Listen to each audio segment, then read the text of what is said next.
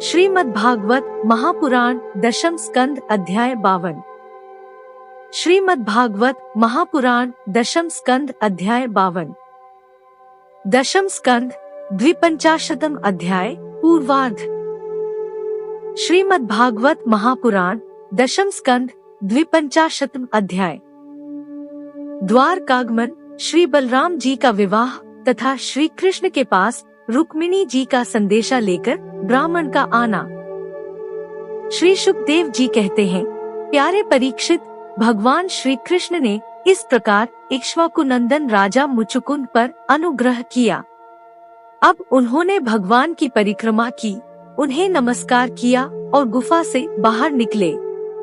उन्होंने बाहर आकर देखा कि सबके सब मनुष्य, पशु, लता और वृक्ष वनस्पति पहले की अपेक्षा बहुत छोटे छोटे आकार के हो गए हैं। इससे यह जानकर कि कलयुग आ गया, वे उत्तर दिशा की ओर चल दिए। महाराज मुचुकुंद तपस्या, श्रद्धा, धैर्य तथा अनासक्ति से युक्त एवं संशय संदेह से मुक्त थे। वे अपना चित्त भगवान श्री कृष्ण में लगाकर गंधमादन पर्वत पर जा पहुँचे।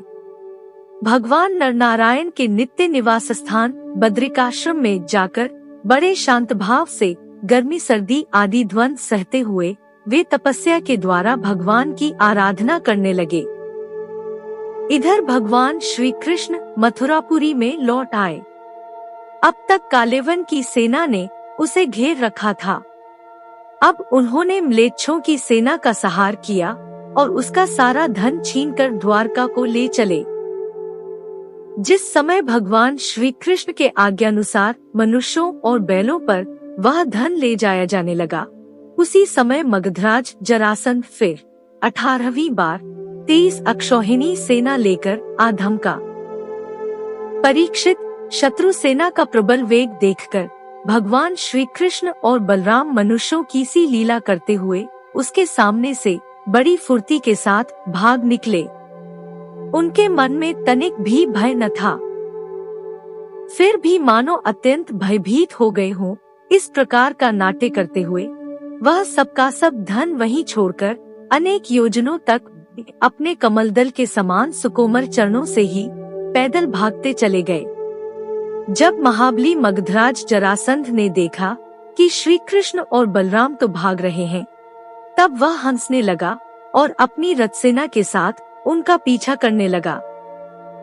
उसे भगवान श्री कृष्ण और बलराम जी के ऐश्वर्य, प्रभाव आदि का ज्ञान न था। बहुत दूर तक दौड़ने के कारण दोनों भाई कुछ थक से गए। अब वे बहुत ऊंचे प्रवर्षण पर्वत पर चढ़ गए। उस पर्वत का प्रवर्षण नाम इसलिए पड़ा था कि वहां सदा ही मेघ वर्षा किया करते थे। परीक्षित, जब जरासंध ने देखा कि वे दोनों पहाड़ में छिप गए और बहुत ढूंढने पर भी पता न चला, तब उसने ईंधन से भरे हुए प्रवर्षण पर्वत के चारों ओर आग लगवाकर उसे जला दिया।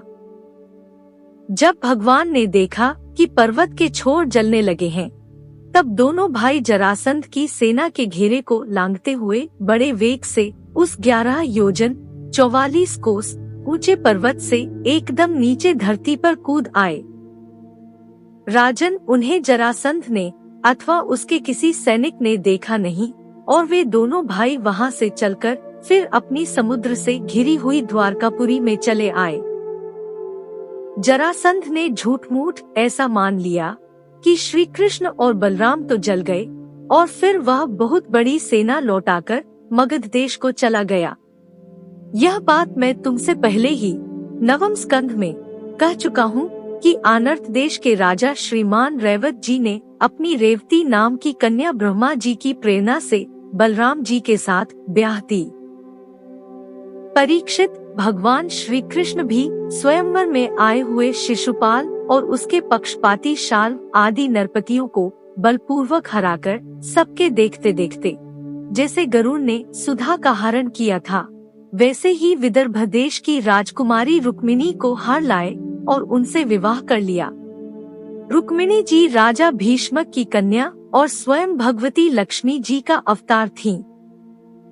राजा परीक्षित ने पूछा, भगवन, हमने सुना है कि भगवान श्री कृष्ण ने भीष्म कंदिनी परम सुंदरी रुक्मिणी देवी को बलपूर्वक हरण करके राक्षस विधि से उनके साथ विवाह किया था।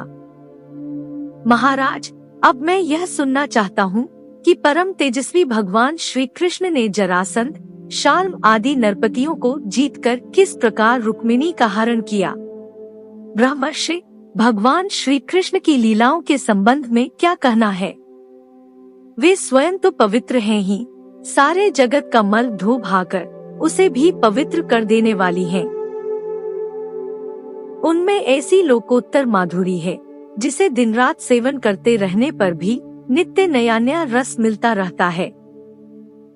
भला ऐसा कौन रसिक, कौन मर्मज्ञ है जो उन्हें सुनकर तृप्त न हो जाए। श्री सुखदेव जी कहते हैं, परीक्षित, महाराज भीष्मक विदर्भ देश के अधिपति थे। उनके 5 पुत्र और एक सुंदरी कन्या थी। सबसे बड़े पुत्र का नाम था रुक्मी और 4 छोटे थे, जिनके नाम थे क्रमशः रुक्मरथ, रुक्मबाहु, रुक्मकेश और रुक्ममाली। इनकी बहन थी सती रुक्मिणी। जब उसने भगवान श्री कृष्ण के सौंदर्य, पराक्रम, गुण और वैभव की प्रशंसा सुनी, जो उसके महल में आने वाले अतिथि प्रायः गाया ही करते थे, तब उसने यही निश्चय किया कि भगवान श्री कृष्ण ही मेरे अनुरूप पति हैं। भगवान श्री कृष्ण भी समझते थे कि रुक्मिणी में बड़े सुंदर सुंदर लक्षण हैं।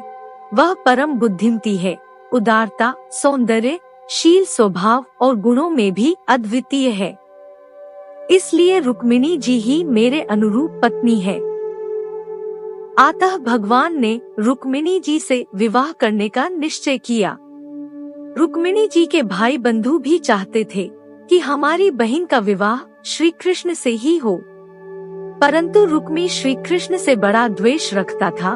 उसने उन्हें विवाह करने से रोक दिया और शिशुपाल को ही अपनी बहन के योग्य वर समझा। जब परम सुंदरी रुक्मिणी को यह मालूम हुआ कि मेरा बड़ा भाई रुक्मी शिशुपाल के साथ मेरा विवाह करना चाहता है, तब वे बहुत उदास हो गईं।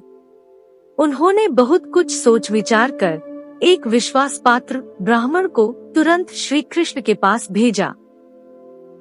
जब वे ब्राह्मण देवता द्वारकापुरी में पहुँचे, तब द्वारपाल उन्हें राजमहल के भीतर ले गए। वहां जाकर ब्राह्मण देवता ने देखा कि आदि पुरुष भगवान श्री कृष्ण सोने के सिंहासन पर विराजमान हैं। ब्राह्मणों के परम भक्त भगवान श्री कृष्ण उन ब्राह्मण देवता को देखते ही अपने आसन से नीचे उतर गए और उन्हें अपने आसन पर बैठाकर वैसी ही पूजा की जैसे देवता लोग उनकी, भगवान की किया करते हैं।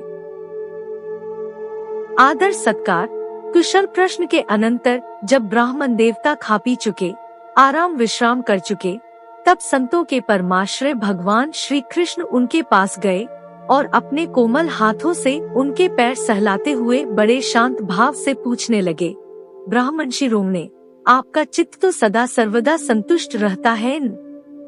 आपको अपने पूर्व पुरुषों द्वारा स्वीकृत धर्म का पालन करने में कोई कठिनाई तो नहीं होती? ब्राह्मण यदि जो कुछ मिल जाए उसी में संतुष्ट रहे और अपने धर्म का पालन करे, उससे च्युत न हो, तो वह संतोष ही उसकी सारी कामनाएं पूर्ण कर देता है। यदि इंद्र का पद पाकर भी किसी को संतोष न हो, तो उसे सुख के लिए एक लोक से दूसरे लोक में बार बार भटकना पड़ेगा।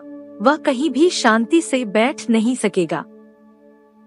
परंतु जिसके पास तनिक भी संग्रह परिग्रह नहीं है और जो उसी अवस्था में संतुष्ट है, वह सब प्रकार से संतापरहित होकर सुख की नींद सोता है।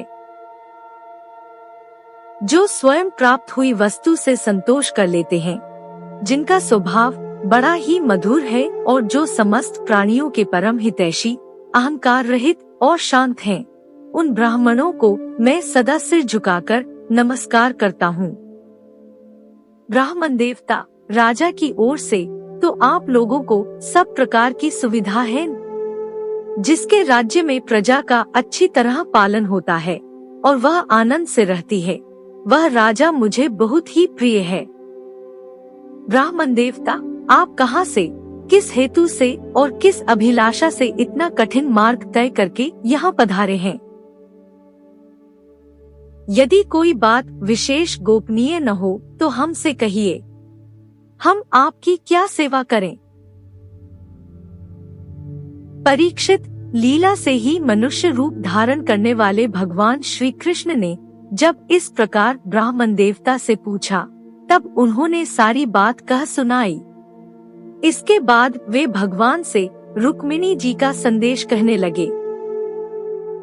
रुक्मिणी जी ने कहा है, त्रिभुवन सुंदर, आपके गुणों को जो सुनने वालों के कानों के रास्ते हृदय में प्रवेश करके एक एक अंग के ताप जन जन की जलन बुझा देते हैं, तथा अपने रूप सौंदर्य को जो नेत्र वाले जीवों के नेत्रों के लिए धर्म, अर्थ, काम, मोक्ष चारों पुरुषार्थों के फल एवं स्वार्थ परमार्थ सब कुछ है, श्रवण करके प्यारे अच्युत, मेरा चित्त लज्जा शर्म सब कुछ छोड़कर आप में ही प्रवेश कर रहा है।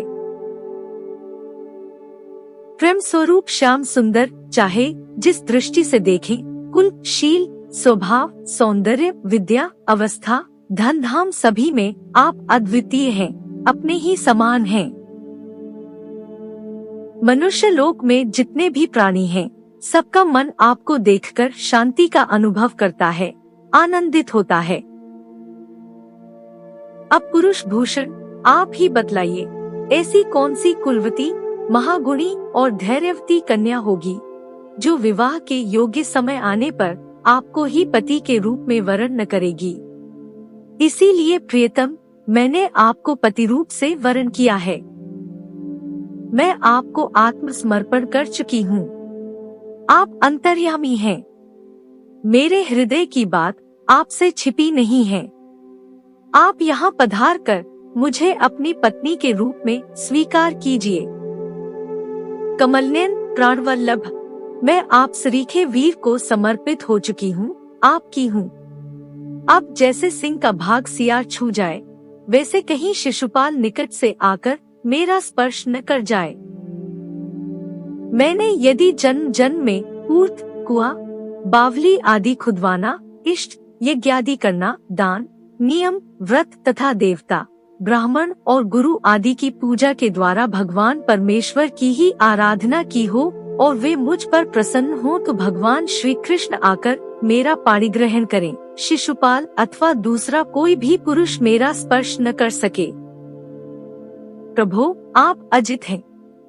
जिस दिन मेरा विवाह होने वाला हो, उसके एक दिन पहले आप हमारी राजधानी में गुप्त रूप से आ जाइए और फिर बड़े बड़े सेनापतियों के साथ शिशुपाल तथा जरासंध की सेनाओं को मत डालिए, तह संहस कर दीजिए और बलपूर्वक राक्षस विधि से वीरता का मूल्य देकर मेरा पाणी ग्रहण कीजिए। यदि आप यह सोचते हो कि तुम तो अंतःपुर में भीतर के जनाने महलों में पहरे के अंदर रहती हो, तुम्हारे भाई बंधुओं को मारे बिना मैं तुम्हें कैसे ले जा सकता हूँ, तो इसका उपाय मैं आपको बतलाए देती हूँ। हमारे कुल का ऐसा नियम है कि विवाह के पहले दिन कुलदेवी का दर्शन करने के लिए एक बहुत बड़ी यात्रा होती है। जुलूस निकलता है जिसमें विवाही जाने वाली कन्या को, दुल्हन को नगर के बाहर गिरिजा देवी के मंदिर में जाना पड़ता है।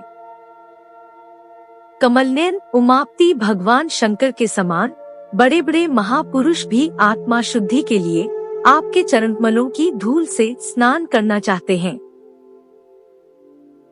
यदि मैं आपका वह प्रसाद, आपकी चरण धूल नहीं प्राप्त कर सकी, तो व्रत द्वारा शरीर को सुखाकर प्राण छोड़ दूंगी, चाहे उसके लिए सैकड़ों जन्म क्यों न लेने पड़े। कभी न भी तो आपका वह प्रसाद अवश्य ही मिलेगा। ब्राह्मण देवता ने कहा, यदुवंशी रोम ने, यही रुक्मिणी के अत्यंत गोपनीय संदेश हैं, जिन्हें लेकर मैं आपके पास आया हूँ। इसके संबंध में जो कुछ करना हो विचार कर लीजिए और तुरंत ही उसके अनुसार कार्य कीजिए।